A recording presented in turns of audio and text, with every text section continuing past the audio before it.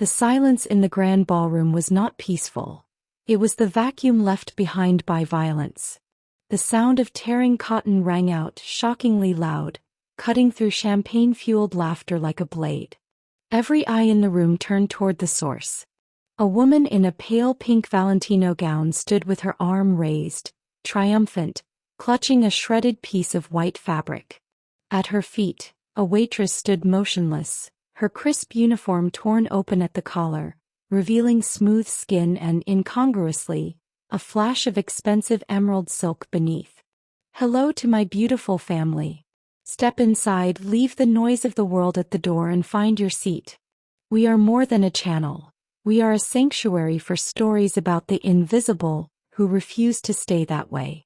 Right now, we are on a mission to bring 1,000 souls into this circle of resilience. If you believe that scars aren't flaws but proof of courage, you belong here. Hit that subscribe button and help us prove that the world is hungry for truth. Let's grow this empire of heart together. Now the shadows are speaking. Let's listen."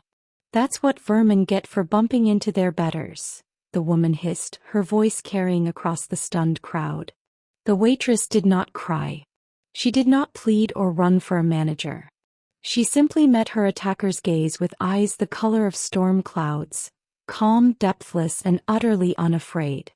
The crowd murmured nervously, mistaking her stillness for shock, unaware they were watching a queen endure the last insult she would ever tolerate in silence. They saw only a humiliated servant, not realizing she was Jean Eileen Reyes, and that her husband, the Shadow King himself, was already at the gates. The ballroom of the Crown Meridian was a galaxy of artificial stars. Crystal chandeliers descended from the vaulted ceiling like frozen waterfalls, scattering prisms of light across the city's most powerful. It was the annual Obsidian Circle Gala, an invitation-only gathering where billion-dollar deals were sealed with handshakes and reputations were made or shattered between cocktails and caviar. Men in bespoke Brioni suits, their wrists weighted with Audemars Piguet timepieces, moved among women draped in haute couture worth more than luxury cars. It was a jungle of silk, diamonds, and ruthless ambition. And tonight Jean Eileen was merely part of the decor. Her uniform was a fitted white dress, simple, almost nun-like, a stark contrast to the ostentatious wealth surrounding her. A discreet earpiece nestled behind her ear, her only connection to Brown's security detail stationed outside. To everyone here she was just another member of the catering staff hired for the evening. Efficient, forgettable, and completely invisible. And that was exactly how she needed it. From her position near a towering arrangement of black calla lilies and white roses, she had a perfect view of the main floor. Her stormy gray eyes missed nothing. She tracked the subtle power shifts, the whispered negotiations masked by society smiles, the predatory gleam in corporate sharks' eyes as they circled their next acquisition. This world was a game she knew better than anyone, even when playing from the shadows. Her gaze settled on a trio standing near the champagne fountain. Markus Volkov, CEO of Volkov Energy Solutions, wore arrogance like a second skin. He had the camera-ready looks of old money, silver-streaked hair, a Roman nose, and the kind of smile that had closed hostile takeovers. His company controlled half the city's infrastructure contracts, most of them acquired through methods that would never survive legal scrutiny. Beside him stood his daughter, Bianca Volkov. She moved with the liquid grace of someone who had never heard the word no. Her pale pink gown shimmered under the lights as she laughed, a brittle, calculated sound. She was beautiful in the way expensive things are beautiful. Flawless, cold, and somehow dangerous. Jean had been watching them for 47 minutes. The Volkovs were one of 3 families attempting to muscle into Brown's territory, using legitimate business fronts to launder money from arms deals across Eastern Europe. Tonight's gala was their hunting ground, a chance to forge alliances with the city's corporate elite who didn't ask uncomfortable questions about the source of their capital. Champagne. Dom Perignon, not that cheap moat garbage, Bianca snapped, her fingers flicking dismissively without bothering to look at the approaching waitress. Jean maintained a neutral expression, her movements smooth and professional as she approached with a tray. "Of course, ma'am," Jean said calmly. Bianca's head turned, her sapphire eyes narrowing as she assessed Jean's face. It was meant to be a dismissive glance, the kind reserved for furniture.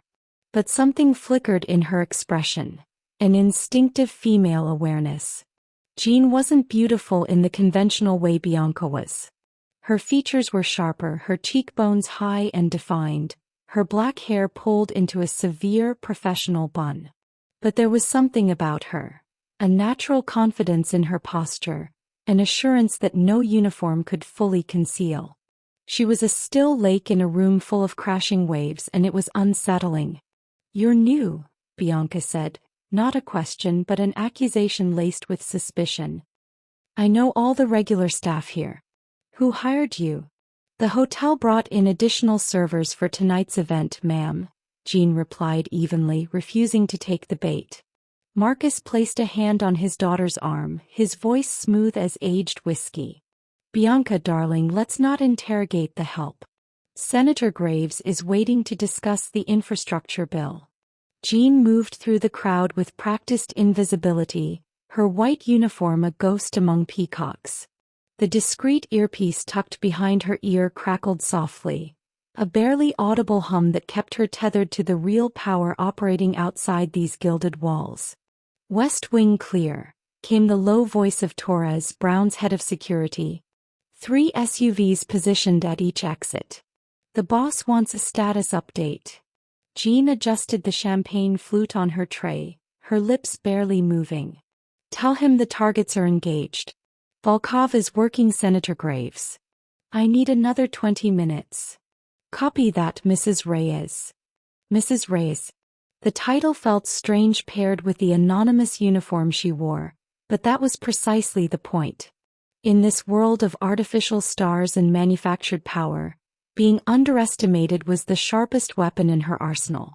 These people, the senators, the CEOs, the society wives dripping in diamonds, they saw only what they expected to see. A waitress. A servant. Someone beneath notice.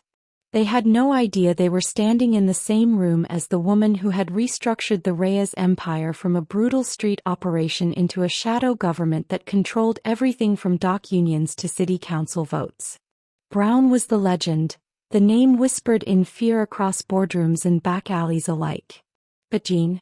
He was the architect, the strategist who turned violence into leverage and chaos into empire. She had learned early that power wielded from the shadows cut deeper than power displayed. Let Brown be the furnace, the visible threat that made grown men sweat. She would be the cold wind that decided which direction the flames would burn. Jean circulated through the ballroom, refilling glasses, clearing plates, gathering intelligence with every passing moment. She caught fragments of conversation. A merger being negotiated near the dessert table, a judge's name dropped with knowing laughter by the bar, a land development deal whispered between 2 men who thought waitresses were deaf as well as invisible. Each piece of information was catalogued, stored, weaponized for later use. This was what made her invaluable. Not just her strategic mind or her ability to read people like open books, but her willingness to become no one in order to see everything. Brown commanded loyalty through fear and respect. Jean commanded the flow of information that made his decisions surgical rather than brutal. The Volkov situation required precision. They were too well connected to simply eliminate, too ambitious to ignore. Marcus had spent the last 6 months courting the city's political elite, offering infrastructure investments that were really just mechanisms to legitimize dirty money. His daughter Bianca was his social weapon. Beautiful, charming when it suited her, and ruthless enough to destroy anyone who threatened their ascent. What they didn't know, what none of these people knew, was that Jean had already mapped their entire operation. Shell companies in the Caymans, payoffs to 3 city councilmen, and a particularly ugly arms deal with a militia group that even the Reyes organization wouldn't touch. She had documented everything, waiting for the perfect moment to collapse their empire like a house of cards. But first she needed to confirm one final piece. whether they were working alone or if another family was backing their play. That information would determine whether Brown moved against just the Volkovs or triggered a wider war. Jean positioned herself near a marble column, her eyes tracking Bianca as the young woman laughed and touched Senator Graves' arm with practiced flirtation. Marcus stood close, his expression benevolent, playing the proud father while calculating exactly how much the senator's vote was worth. The earpiece crackled again. On that update, Mrs. Reyes? The boss is getting restless. Jean allowed herself the ghost of a smile. Brown was many things. Patient was not among them. 5 minutes. Tell him. A hand grabbed her shoulder, fingers digging in with sudden, shocking force. Jean's body went still, every instinct screaming danger even as her face remained carefully neutral. You, Bianca's voice cut through the ambient noise, sharp with suspicion and something darker. I want to talk to you. Now. Jean turned slowly, her movements deliberate and unhurried despite the fingers still gripping her shoulder. Bianca stood inches away, her perfect features twisted with an emotion Jean recognized immediately. The particular paranoia of people who had clawed their way to power and feared everyone else was doing the same. Is there something I can help you with, ma'am? Jean kept her voice level, subservient, even as she catalogued the woman's elevated pulse visible at her throat, the slight dilation of her pupils. Bianca was running on champagne and cocaine, a dangerous combination that made people reckless. I asked you a question earlier, Bianca said, her grip tightening. Who hired you? Before Jean could respond, Marcus Volkov materialized beside his daughter, his hand settling on her arm with gentle pressure. Bianca, darling, you're making a scene. His voice carried the smooth warmth of a man accustomed to diffusing his daughter's volatility in public. His eyes, however, held none of that warmth as they assessed Jean with the cold calculation of a predator evaluating potential threat. Jean had studied Marcus Volkov for 3 months. On paper, he was a self-made energy magnate who'd transformed a struggling natural gas company into a multi-billion-dollar empire. In reality, he was a shark who'd built his fortune on the bones of smaller companies, hostile takeovers disguised as mergers, and strategic bankruptcies that left pension funds decimated while he walked away richer. The predatory gleam in his eyes was permanent, so ingrained that even his smiles carried the promise of violence. The hotel's staffing agency, sir, Jean replied, directing her answer to Marcus rather than his daughter. They brought in additional servers for tonight's capacity. Marcus studied her for a long moment, and Jean forced herself to meet his gaze with the appropriate deference. Present but not challenging, visible but forgettable. She'd learned to modulate her natural confidence, to dim the light that usually radiated from her so completely that men like Marcus saw only what they expected. Hired help, temporary, irrelevant. See? Marcus murmured to Bianca. Just agency staff. Come, Senator Graves is waiting and we don't want to keep him standing. But Bianca wasn't finished. Her sapphire eyes narrowed as she leaned closer, invading Jean's personal space with the casual cruelty of someone who'd never been told boundaries applied to her. You're very pretty for a waitress, she said, her voice dropping to a venomous whisper meant only for Jean's ears. Are you working or are you hunting? The implication was clear, ugly, designed to humiliate. Jean had seen this pattern before. Insecure women of privilege who treated other women as either competition or collateral damage, never equals. Just working, ma'am, Jean said quietly. Bianca's lips curved into something approximating a smile, but her eyes remained cold. Good. Because these men. She gestured toward the cluster of suits near the bar, corporate titans in custom Tom Ford tuxedos, their wrists heavy with watches that cost more than most people's annual salaries. They eat little girls like you for breakfast. So stay in your lane, pour the champagne, and remember you're here to serve, not to social climb. Jean watched Bianca glide away on her father's arm, rejoining the circle of power that had temporarily opened to admit them.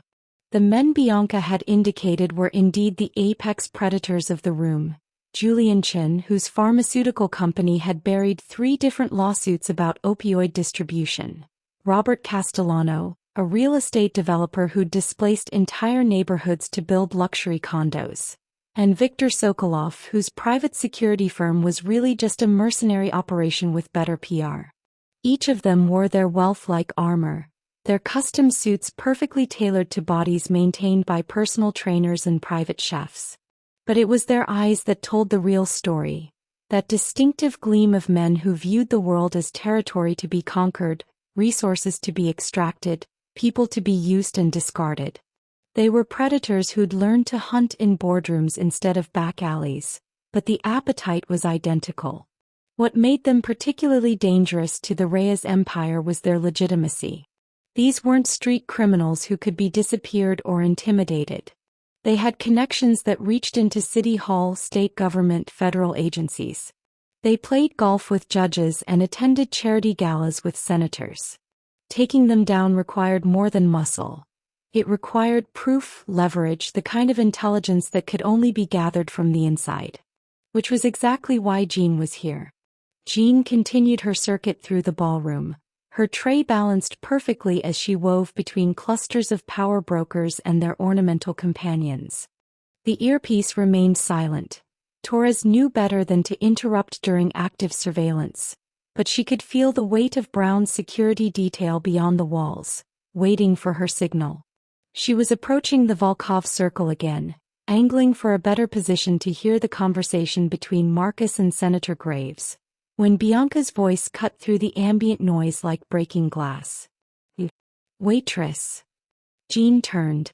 Bianca stood 15 feet away, her champagne flute extended at arm's length, her face arranged in an expression of exaggerated impatience. She wasn't looking at Jean, wasn't even facing her direction fully, but snapping her fingers in the air with the casual dismissiveness of someone summoning a dog. "This champagne is warm. Bring me a fresh glass. Shli, bring me 2. And make sure they're properly chilled this time." Jean maintained a neutral expression, though she registered the small cruelties embedded in the command. The champagne wasn't warm. She just watched Bianca accept it from another server less than 3 minutes ago. This wasn't about the drink. It was about establishing dominance, about making Jean walk across the room in front of the entire circle of corporate sharks to reinforce her position as invisible, interchangeable help. "Of course, ma'am. Right away." Jean turned toward the service station, but Bianca's voice stopped her again. "Wait." Jean paused, turning back with the same practiced patience. Bianca had finally deigned to look at her, one perfectly sculpted eyebrow raised. "When I say properly chilled, I mean properly chilled. Not room temperature. Not slightly cool. Ice cold. Do you understand the difference, or do I need to explain the concept more slowly?" The men around Bianca, Viktor Sokolov and Julian Chin, smiled with the polite discomfort of people witnessing casual cruelty they were too complicit to challenge. Marcus had drifted toward Senator Graves, conveniently removed from his daughter's performance. Robert Castellano didn't even glance up from his phone. "I understand, ma'am," Jean said quietly. "Ice cold. Good. And while you're at it, bring some more of those little caviar things. The ones on the blinis. Not the cheap stuff you've been circulating, the real beluga. I know you're hiding the good canapés in the back for the VIPs." Bianca's smile was sharp enough to draw blood. "Or are you not VIP enough to access them?" It was a power play, pure and simple. Bianca was treating her like furniture that had developed the audacity to have an opinion, something to be reminded of its place through casual humiliation. Jean had seen this particular brand of cruelty before. Wealthy women who measured their own worth by how thoroughly they could diminish others, who needed an audience to validate their superiority. What Bianca didn't know was that Jean had orchestrated the hostile takeover of 3 companies larger than Volkov Energy. That she'd negotiated treaties between rival organizations that had been at war for decades. That the furniture she was dismissing had more power in her pinky finger than Bianca would accumulate in a lifetime of riding her father's coattails. But Jean only nodded, her expression remaining carefully blank. I'll check with the catering manager about the beluga, ma'am. Don't check. Just bring it. Bianca turned back to her companions, effectively erasing Jean from existence. As I was saying, Victor, Daddy's security contracts in Eastern Europe are expanding rapidly. I'm sure there are synergies we should explore. Jean walked away, her movements unhurried, professional. She caught Viktor Sokolov's eyes following her briefly. A different kind of assessment than Marcus's earlier scrutiny, this one more base, more predatory. She'd flagged him weeks ago as a particular problem. His mercenary operation had been sniffing around Rhea's territory, offering protection services to businesses that were already under Brown's umbrella. It was a direct challenge, poorly disguised as legitimate business. The earpiece crackled softly as she reached the service station.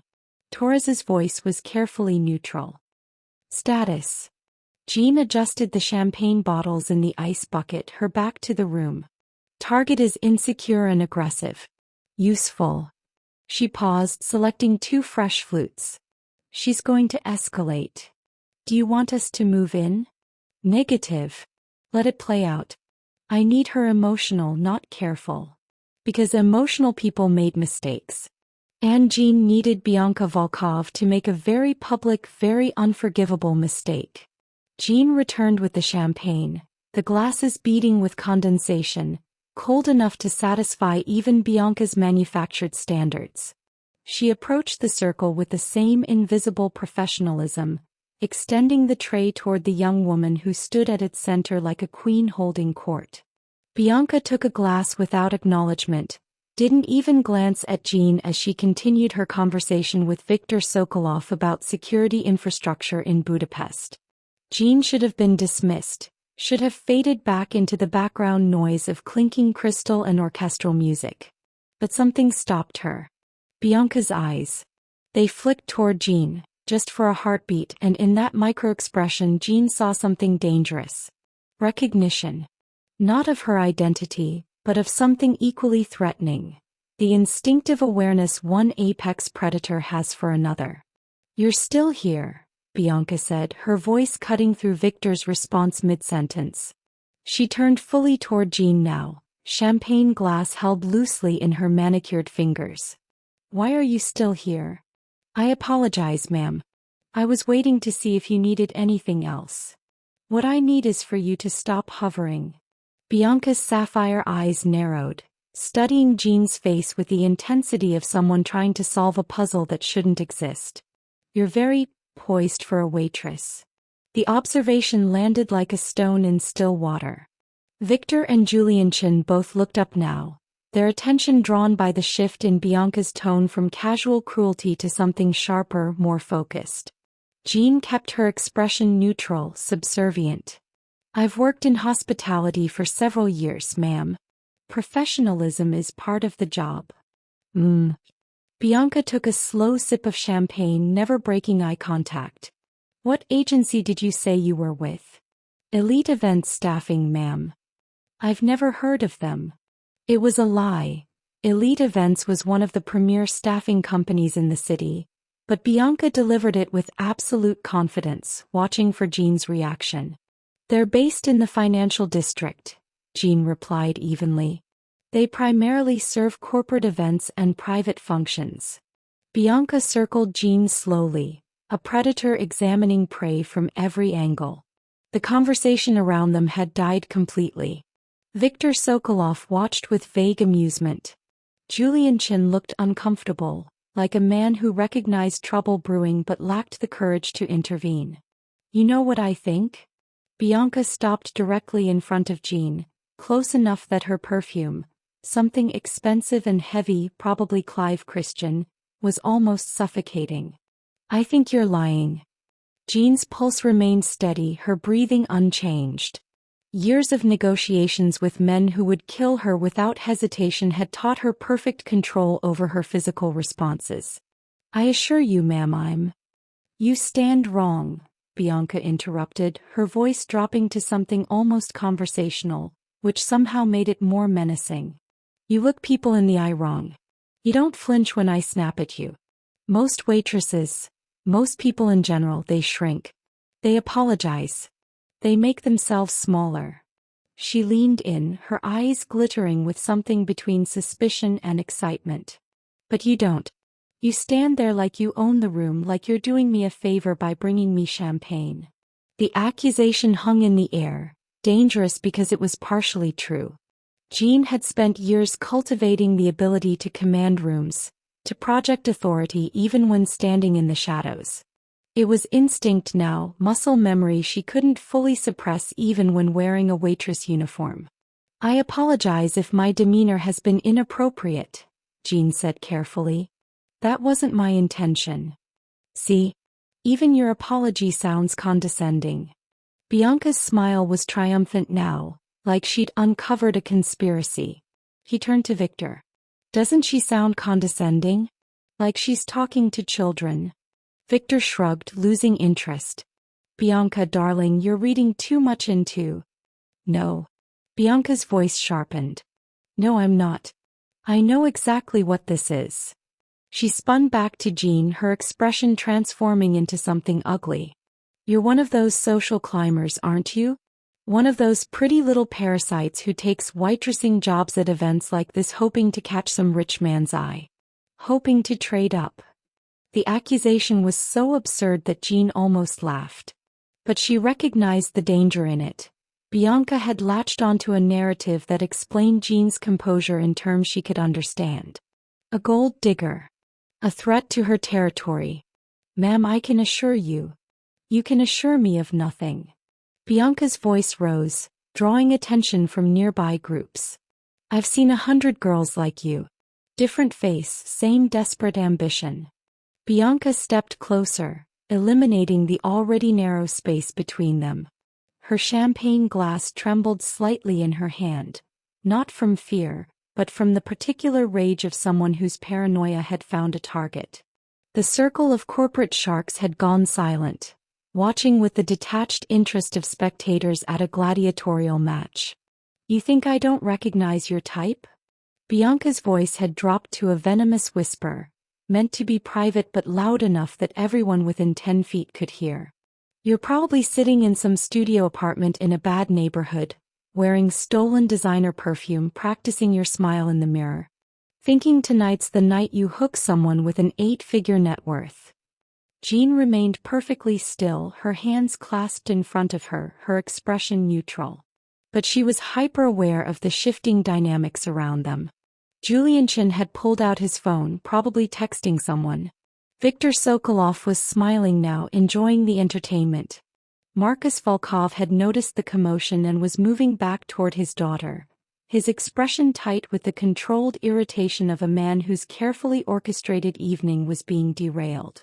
Ma'am, I'm just here to work, Jean said quietly. Liar. Bianca invaded her personal space completely now, so close that Jean could see the fine lines the young woman's makeup didn't quite conceal, smell the champagne on her breath mixed with something sharper. Definitely cocaine. Do you know how many girls like you I've watched try this? Coming to events like this, pretending to be staff, pretending to be invisible, all while scanning the room for targets. Bianca. Marcus's voice cut through, warm but firm. That's enough. No, Daddy, it's not enough. Bianca didn't break eye contact with Jean. These little parasites need to learn there are consequences. They need to understand that we can see through them. She reached out suddenly, her fingers grasping Jean's collar. What are you wearing under this cheap uniform? Let me guess. Expensive lingerie you can't afford? Victoria's Secret? La Perla? Something to make sure that when you accidentally spill a drink on yourself, whoever helps you clean up gets a very specific impression. Jean felt the fabric tighten against her throat as Bianca's grip twisted. Every instinct screamed at her to break the hold, to step back, to assert the authority she actually possessed. But she forced herself to remain still, to let this play out. Because Bianca was doing exactly what Jean needed her to do, losing control in front of witnesses. I think you need to understand something, Bianca continued, her voice rising again, performing now for the crowd that had gathered. This isn't your world. You don't belong here. You're not one of us, and you never will be, no matter how many rich men you throw yourself at. You're staff. You're temporary. You're forgettable. The irony was almost perfect. Bianca Volkov, whose entire identity rested on her father's money and connections, whose existence was defined by accidents of birth rather than any actual achievement, was lecturing Jean Eileen Reyes, a woman who'd built an empire through intelligence, strategy, and ruthless competence, about knowing her place. You think because you're pretty, because you can stand up straight and look people in the eye, that makes you special? Bianca's nails dug into the fabric of Jean's collar. It doesn't. It makes you dangerous. It makes you a threat to women who've actually earned their position here. Earned. The word was almost laughable coming from someone who'd never worked for anything in her life, who treated her father's achievements as her own, who measured her worth in designer labels and Instagram followers. Jean could see Marcus trying to push through the crowd, his face darkening with anger, not at his daughter's behavior but at the scene she was creating. Victor had his phone out now, recording. This was going to be on social media within minutes. A viral moment of wealthy excess and casual cruelty. You're a little parasite, Bianca hissed, her face inches from Jean's. And parasites need to be exterminated before they spread. Jean met her gaze with perfect calm, her stormy gray eyes reflecting nothing but patient stillness. If you say so, ma'am. The composure seemed to enrage Bianca further. Her grip tightened, twisting the fabric violently. Let me show everyone exactly what you are. Bianca's hand yanked downward with sudden, shocking violence. The sound of tearing cotton filled the ballroom. Sharp, obscene, cutting through Mozart and champagne bubbles like a gunshot. Jean felt the fabric give way, felt the collar rip open from her throat down past her collarbone, the force of it pulling her forward slightly before the material released completely. The crowd gasped. Someone's champagne glass hit the marble floor and shattered. Bianca stood there triumphant, clutching a ragged piece of white fabric like a trophy, her chest heaving with adrenaline and righteous fury. Her smile was vicious, vindicated, the expression of someone who believed she'd just exposed a fraud in front of the entire city's elite. But the smile faltered. Because beneath the torn waitress uniform, clearly visible to everyone in the immediate circle and rapidly becoming visible to the gathering crowd, was not cheap polyester or bargain lingerie. It was silk. Emerald green silk that caught the light from the chandeliers and threw it back like liquid fire. The kind of silk that didn't come from department stores or online retailers. The kind that was custom-made in Italian ateliers, that cost more per yard than most people spent on entire outfits. The camisole, because that's what it was, a delicate hand-stitched camisole with lace so fine it looked like spider's web, was the color of old money and new power. It was a private indulgence, something meant to be hidden, worn against the skin as a reminder of who Jean really was even when playing the role of no one. Brown had given it to her 3 months ago on the anniversary of the day they'd met. He'd presented it without ceremony, the way he presented all his gifts, as statements of fact rather than romantic gestures. For underneath the armor, he'd said, his steel-gray eyes holding hers. So you never forget what you're worth. She'd worn it tonight as a talisman, a secret between her and her husband. A reminder that beneath the disguise, beneath the performance of invisibility, she remained exactly who she was. Jean Eileen Reyes, the Shadow Queen. Now that secret was exposed to 300 pairs of eyes. The murmuring started immediately, rippling outward from the epicenter of the confrontation like concentric circles in disturbed water. Jean heard the whispers, saw the phones coming out, watched as the narrative Bianca had tried to create, gold-digging waitress exposed and humiliated, collided violently with the reality of what everyone could see. Because waitresses didn't wear La Perla beneath their uniforms. Didn't wear silk that cost $5,000 for a single piece. Didn't stand perfectly still in the aftermath of a physical assault, their posture unchanged, their expression calm as a frozen lake. Bianca seemed to realize her mistake in real time. The triumph drained from her face, replaced by confusion, then by a dawning horror as she looked down at the scrap of white cotton in her hand and then back at the emerald silk she'd revealed. Bianca started but couldn't finish the sentence. Marcus Volkov had finally reached them, his hand clamping down on his daughter's shoulder hard enough to make her wince. His face was composed, but Jean could see the fury in his eyes, not at what Bianca had done, but at how publicly, how messily she'd done it. "Bianca, we're leaving," he said quietly. "But Daddy, Now." Jean stood motionless in her torn uniform, the emerald silk glowing against her brown skin like a brand. She didn't cover herself, didn't rush to hide the expensive lingerie now on display. She simply met Marcus's eyes across his daughter's head, and in that moment she saw him recalculate everything he thought he knew about the woman standing before him. Viktor Sokolov was still recording. Julianchin had gone pale. Senator Graves was backing away from the scene, clearly wanting no association with what had just transpired. The ballroom had gone silent except for the whispers, the clicks of phone cameras, the rustle of expensive fabric as people craned to see better. Jean finally moved, reaching up to gather the torn edges of her uniform together with slow, deliberate movements. Her fingers were steady, her breathing unchanged. "It's all right, ma'am," she said quietly to Bianca, her voice carrying in the sudden hush. "Accidents happen." The hotel manager materialized from the crowd, his face flushed with panic and professional mortification. He was a thin man in his 50s, impeccably dressed, the kind who'd built his entire career on ensuring that problems disappeared before they became scandals. This was already well past scandal. "Miss, I am so terribly sorry," he stammered, positioning himself between Jean and the Volkovs with the instinct of someone trying to contain a disaster. "Please come with me immediately. We'll get you a new uniform and of course we'll file a full incident report. I assure you the hotel takes these matters extremely seriously." "That won't be necessary," Jean said quietly. The manager blinked.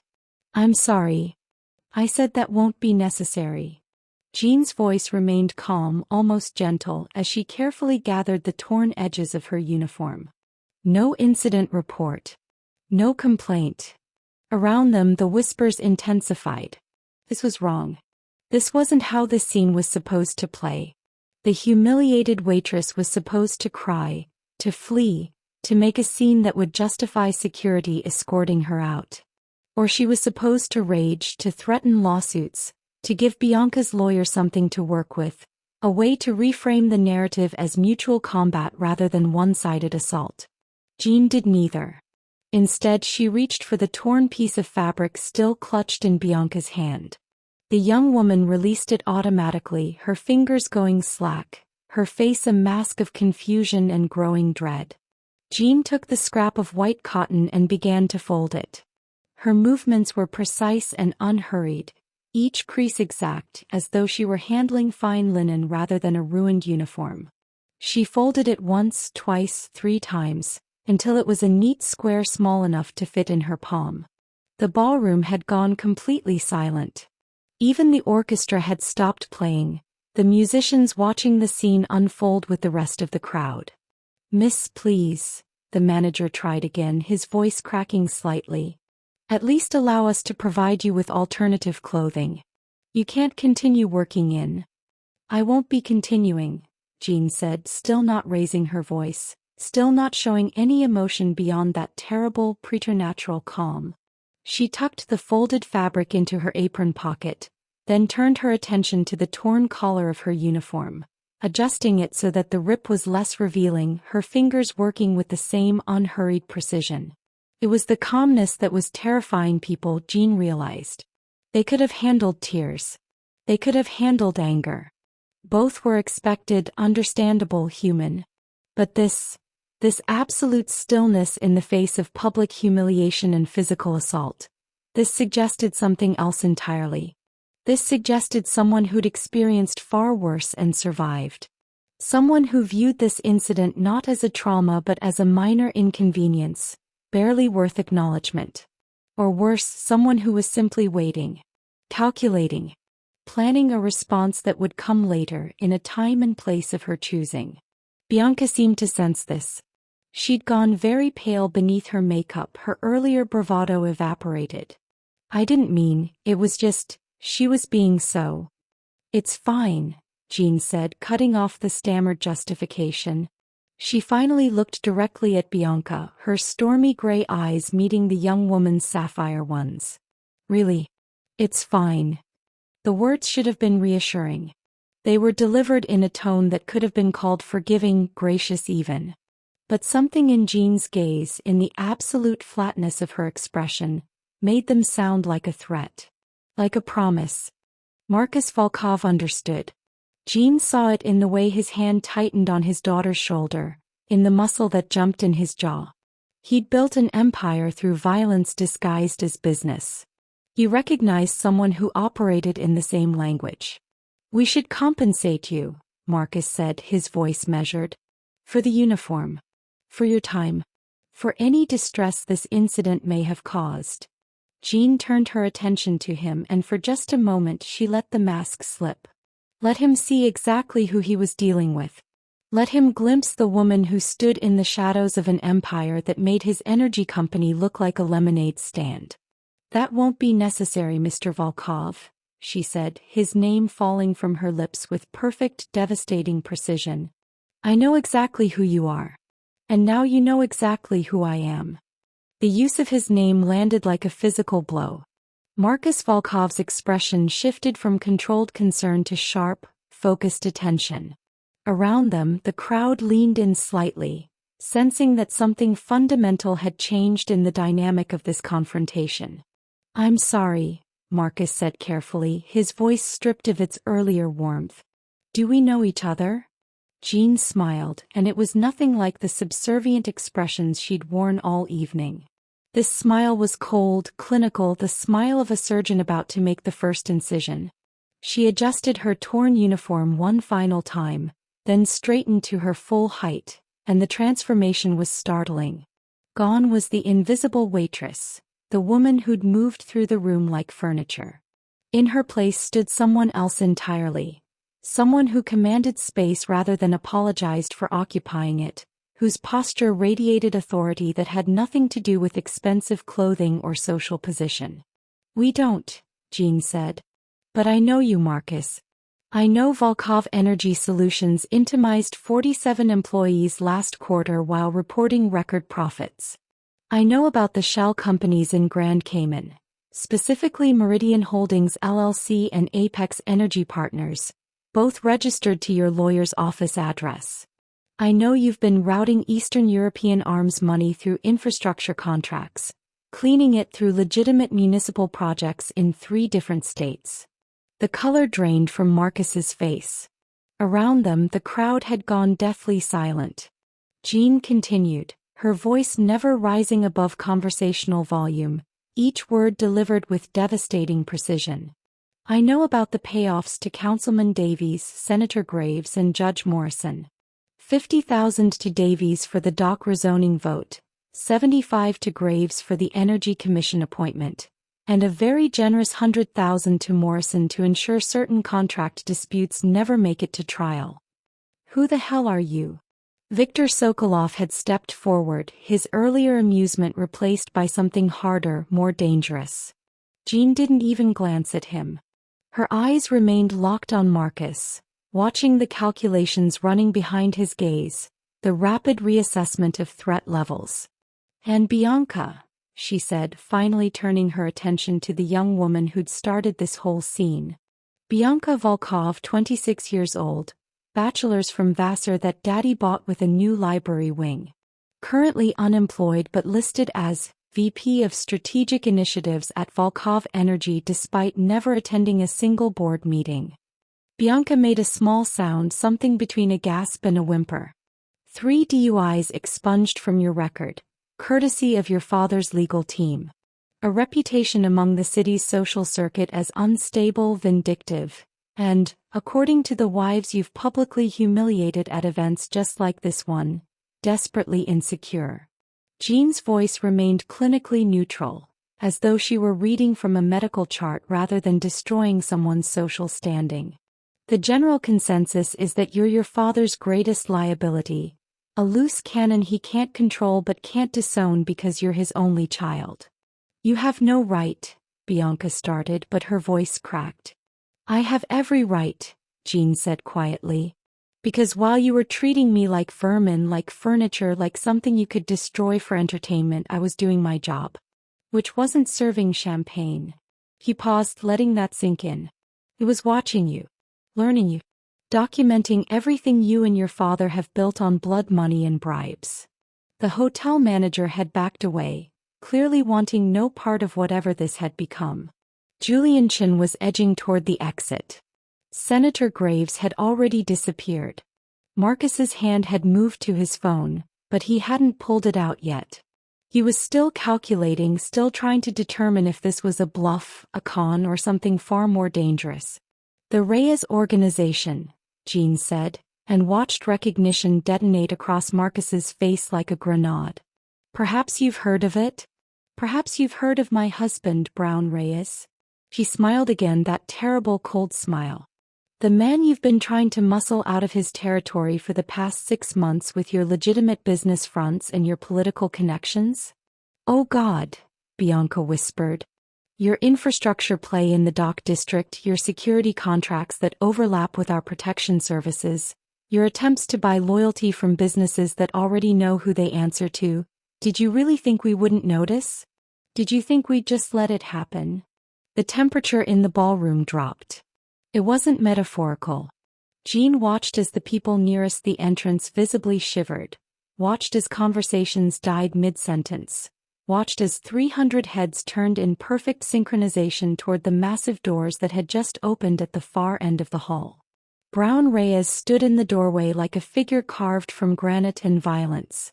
He was not a tall man, perhaps 6 feet, but he occupied space the way black holes occupied the universe, with a gravitational pull that bent everything around him. He wore a black suit tailored with such precision it looked like a second skin, no jewelry except a single watch that cost more than most luxury cars. His face was all sharp angles and controlled intensity, a neatly trimmed beard framing a jaw that looked designed to take punches, and those eyes, steel gray, cold as winter storms, swept across the ballroom with the focused attention of a predator counting prey.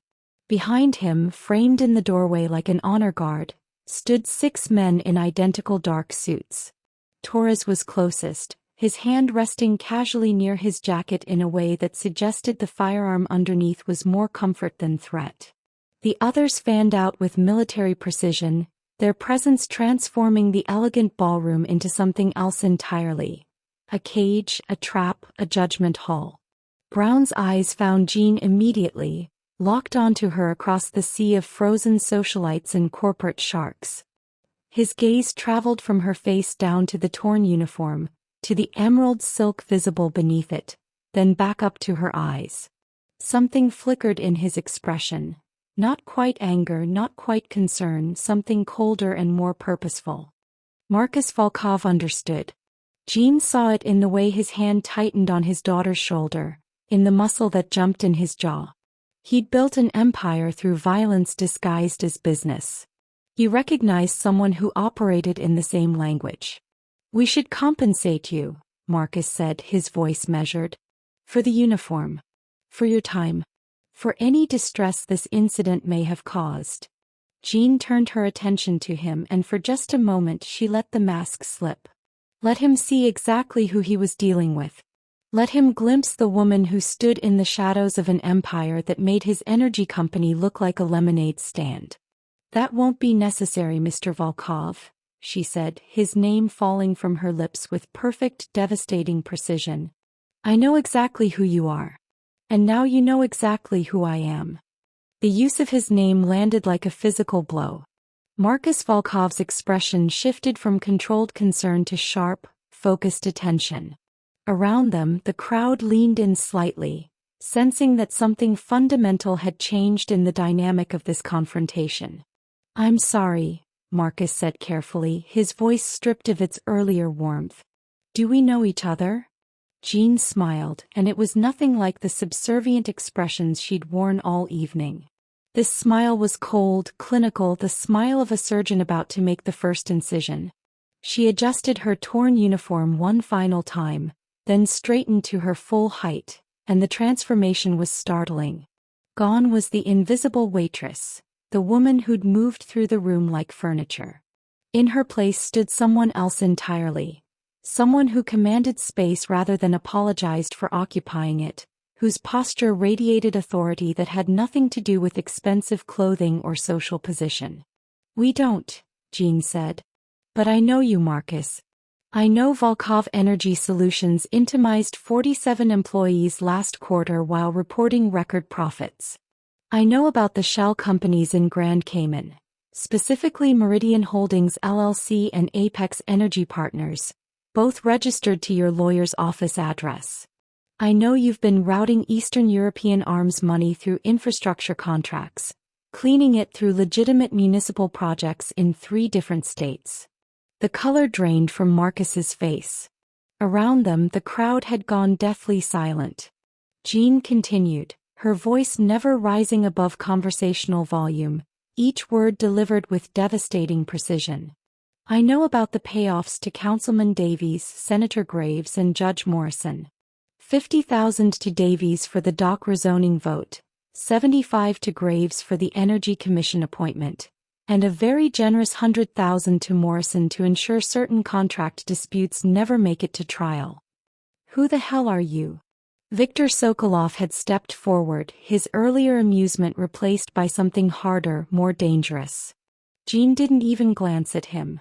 Her eyes remained locked on Marcus, watching the calculations running behind his gaze, the rapid reassessment of threat levels. "And Bianca," she said, finally turning her attention to the young woman who'd started this whole scene. "Bianca Volkov, 26 years old, bachelor's from Vassar that daddy bought with a new library wing. Currently unemployed but listed as VP of Strategic Initiatives at Volkov Energy despite never attending a single board meeting." Bianca made a small sound, something between a gasp and a whimper. 3 DUIs expunged from your record, courtesy of your father's legal team.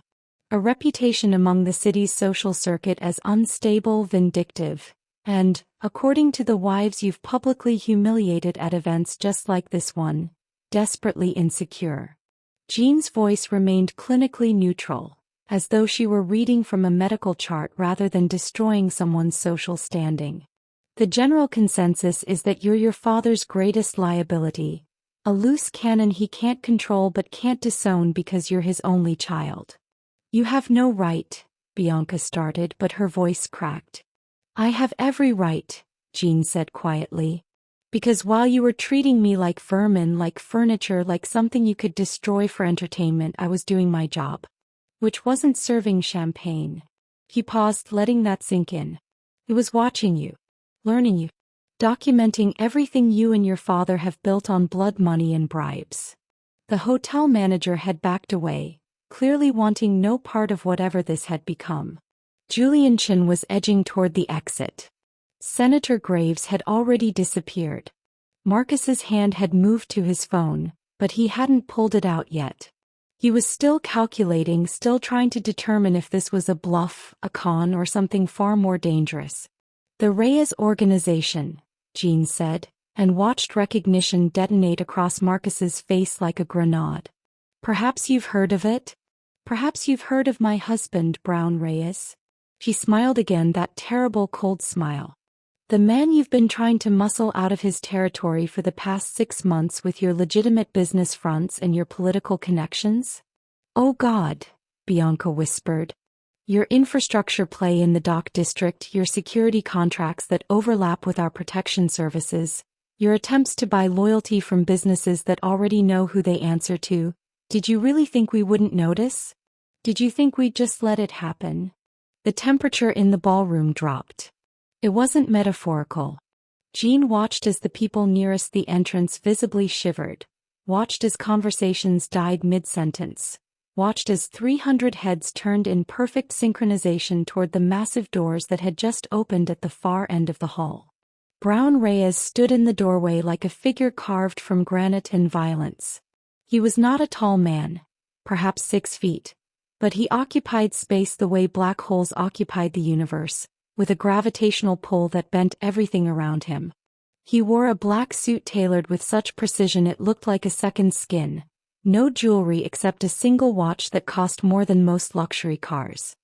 His face was all sharp angles and controlled intensity, a neatly trimmed beard framing a jaw that looked designed to take punches, and those eyes, steel gray, cold as winter storms, swept across the ballroom with the focused attention of a predator counting prey. Behind him, framed in the doorway like an honor guard, stood 6 men in identical dark suits. Torres was closest, his hand resting casually near his jacket in a way that suggested the firearm underneath was more comfort than threat. The others fanned out with military precision, their presence transforming the elegant ballroom into something else entirely. A cage, a trap, a judgment hall. Brown's eyes found Jean immediately, locked onto her across the sea of frozen socialites and corporate sharks. His gaze traveled from her face down to the torn uniform, to the emerald silk visible beneath it, then back up to her eyes. Something flickered in his expression. Not quite anger, not quite concern, something colder and more purposeful. Thank you for being here and watching until the very end. Your support keeps this channel alive and growing. If this story resonated with you, please like this video and subscribe for more. And don't go anywhere. I've got another amazing video ready for you. Just click what's showing on your screen right now. See you in a moment.